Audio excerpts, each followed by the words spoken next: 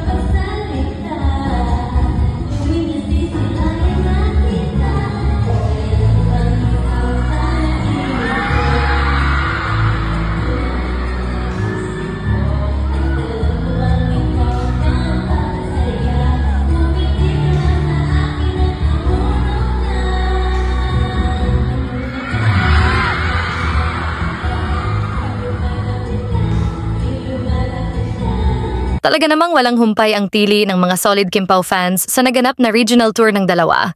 Anong masasabi ninyo sa balitang ito? Magkomento sa ibaba at huwag kalimutang mag-subscribe for more videos. Maraming salamat sa panonood.